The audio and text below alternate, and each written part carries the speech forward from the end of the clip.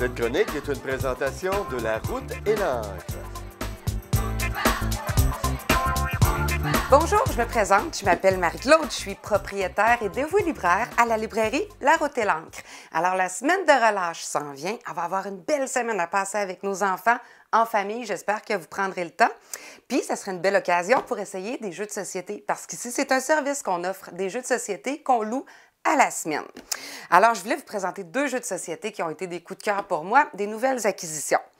Premièrement, on a Mysterium, qui est, si vous voulez, c'est un peu le nouveau Clou. C'est-à-dire que la mission, ça va être de découvrir ce qui s'est passé, qui a été l'assassin, à quel endroit, avec quel objet. La différence d'avec Clou, c'est que, en fait, c'est un jeu collaboratif. Fait que les joueurs vont incarner des médiums qui vont recevoir des visions envoyées par un autre joueur qui est un fantôme. Parce que le crime s'est produit il y a longtemps. Donc, c'est un jeu dans lequel les gens doivent travailler ensemble. Les visions sont envoyées par le fantôme à l'aide de ces magnifiques cartes illustrées qui sont faites par le même dessinateur que le jeu Dixit, pour ceux qui connaissent. Et les médiums devront interpréter les visions qui leur sont envoyées. D'accord?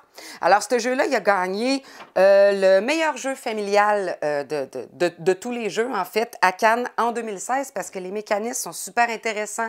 C'est jamais la même partie. On a 3 niveaux de difficulté. C'est pour 2 à 7 joueurs et c'est vraiment, vraiment super chouette. Alors, je vous le suggère. Oh, je voulais vous montrer l'envers du plateau. Ceci, c'est l'envers du plateau, c'est ce que le fantôme voit et c'est les visions qu'il doit communiquer au médium qui essaie de résoudre le mystère. Alors voilà pour Mysterium. Je vous partage un autre coup de cœur. Celui-là, on l'adore. C'est aussi un jeu de société qui a été récompensé. Alors, ça s'appelle Magic Maze. On a un magicien, une sorcière, un elfe qui ont été délestés de leurs armes. C'est la guerre.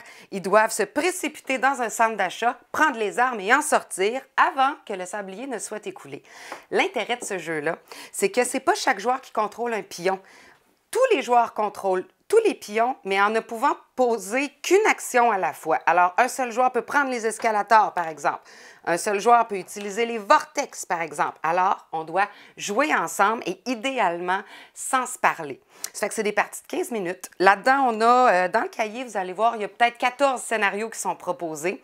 On vous explique très, très bien comment procéder. On ne peut pas se perdre, puis tu sais, ça augmente en niveau de difficulté. Ça fait qu'on ne se retrouve jamais là, plus capable de progresser. C'est vraiment super bien fait. Plaisir garanti. C'est pour 1 à 8 joueurs. Et puis, même des fois, on propose de jouer debout autour de la table pour ajouter du dynamisme. C'est vraiment trippant. Ça fait que je vous le rappelle, ici à La Route et l'Encre, on loue des jeux de société. Vous pouvez venir choisir parmi notre sélection de 85 jeux.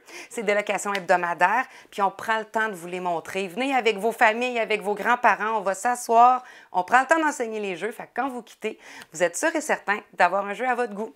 La Route et l'Encre à Sainte-Marie, 332 Notre-Dame-Sud. Venez nous voir pendant la relâche. Cette chronique est une présentation de La Route et l'Encre.